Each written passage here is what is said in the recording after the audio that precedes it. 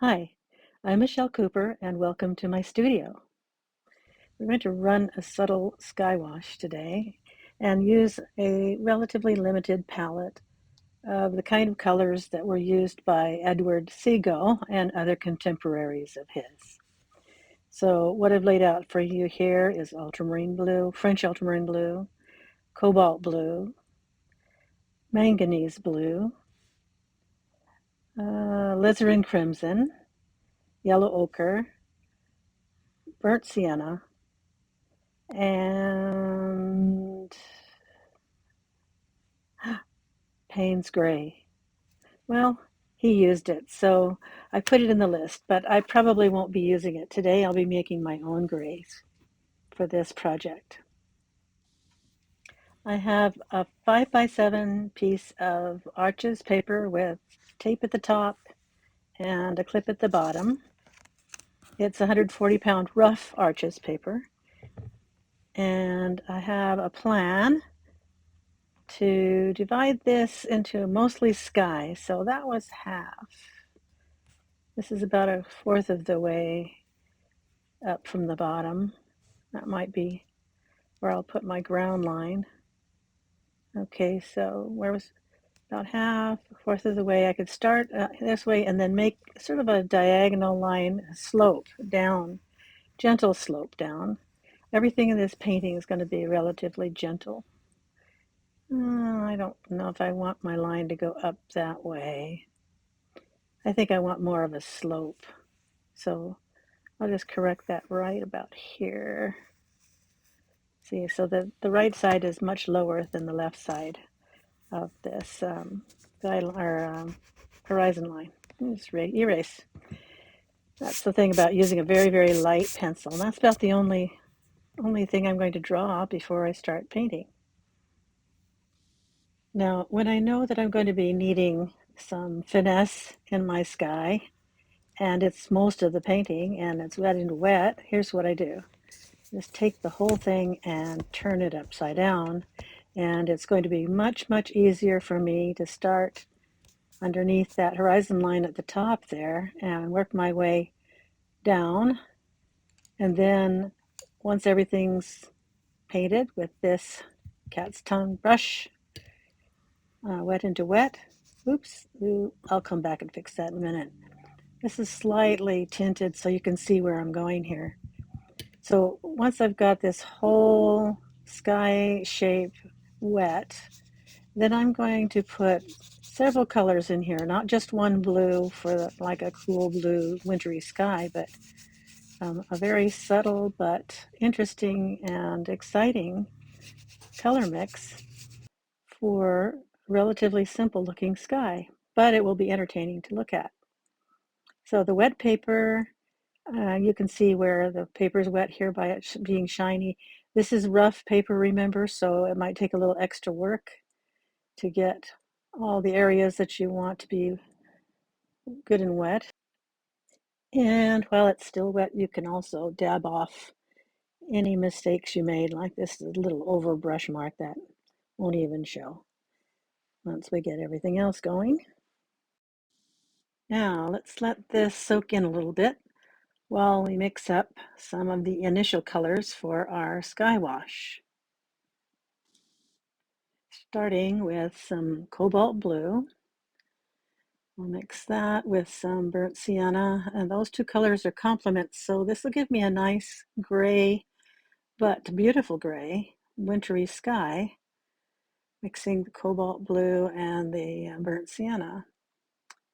Here's where my cobalt blue is here. You can use a lot of paint without it getting too dark. So mix that in together there. I'm going to add a little bit more, but not the, I'm going to add the manganese blue in a minute. But first I'm going to start with kind of a medium light wash of cobalt blue and burnt sienna. So I like this squirrel hair brush because it's very absorbent. And since the paper is merely damp now, I can put this wash on here and it won't be too wet Run it carefully along the edge. Try to get a little bit of a snowy edge of that horizon line there, that hill. Starting in the middle. The reason I'm doing that is because I want the concentration of darker values, slightly darker values, happening in the middle of the sky, and then as we get out to the periphery, we're going to lighten it up here, adding a little bit of water here so it'll get lighter as it goes to each edge, and a little bit concentrated darker in the middle. So let's get some more, let's keep the wet edge moving here, and you won't get any runbacks. Okay, there we go. Fill that in. Now I've got a nice wet page again. And I can add in a few touches of the manganese blue. So we've got 3 colors in here already, but while it's wet, it just blends seamlessly. You won't have a line. You'll just have a subtle gradation of color, a variegated wash in the background of our subject matter. Oops, I didn't want that green. Okay, back to the cobalt blue. A little bit more now. I'm adding this cobalt blue right at the edge here, still wet. My page is at a slant of about 20 degrees or so, so the paint is naturally running downwards. That's why I have it upside down like this. And since everything is shiny wet, it'll all blend nicely. And I want to concentrate some of the darks at the base of the sky, which is upside down right now, and add a little bit of warm color in here. So I just added a bit of burnt sienna to that cobalt blue to get some warm grays in this otherwise relatively cool gray wash here. Okay, now it's moving from top to bottom. Let's switch it around and let the wash move in the opposite direction. Everything's really, really wet, so I'm not going to get any cauliflower-like creatures in here. But I'm going to let the paint settle its way down. And you can see in the divots of this paper, this is that rough paper by Arches. It'll hold some of the pigments in the little bumps and divots. So it gives us a beautiful graded wash with some subtleties to it and a little bit of texture even. Now I'm going to let this dry for just a little bit and dry it with a hair dryer and get ready to use my rigger brush on some of the little trees that I want to put in here. I don't plan to sit the trees on this edge here though.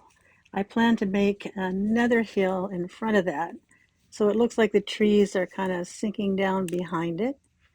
And the way I do this is take a little washi tape, it's gentle to the paper, make an angle here, and the top of this tape is going to be where I can reserve the crisp edge of the hill and nestle those trees down in there behind it. So we've got like more than one dimension. You can see how beautiful these mixed washes are now. They settle in the way watercolor likes to do when they're wet into wet. Now I'm using a rigger brush, which is a very thin brush, and some thin washes too, so that I can get back over here now and start drawing these little tree branches and tree trunks in. Now overlap the tape a little bit here so I can make it look like they're kind of in a little gully in between these two ridges. This is wet, so it's going to dry a bit lighter as we go. Let's see, just because of the mixture of colors that we have in our palette, we're getting a variety of little nuances in these warm and cool grays here.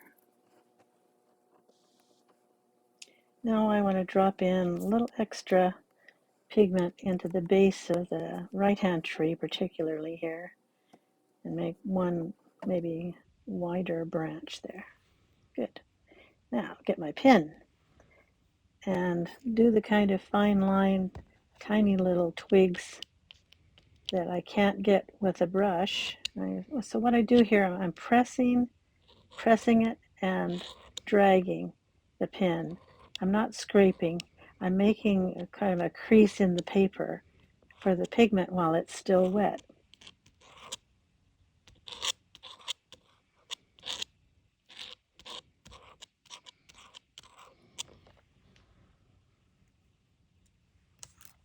Okay, since this is my primary area of interest, I'm going to put a little more interesting stuff here.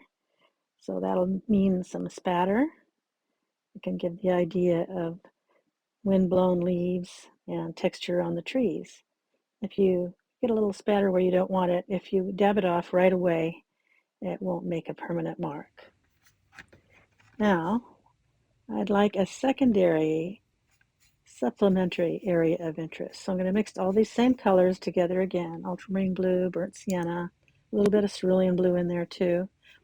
And then using my thinnest brush, my rigger brush, and some water to make sure that they're not too dark. I put the whole side of the brush in here.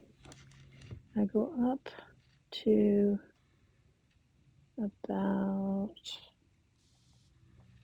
here,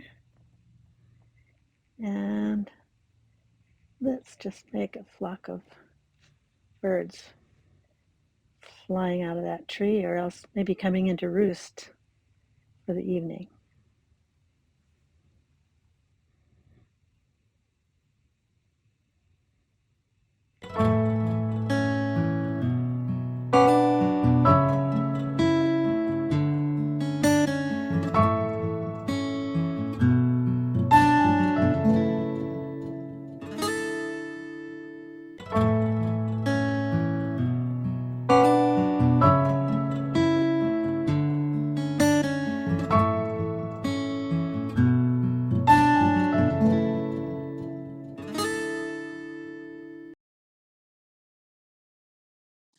Okay, that's pretty good for now.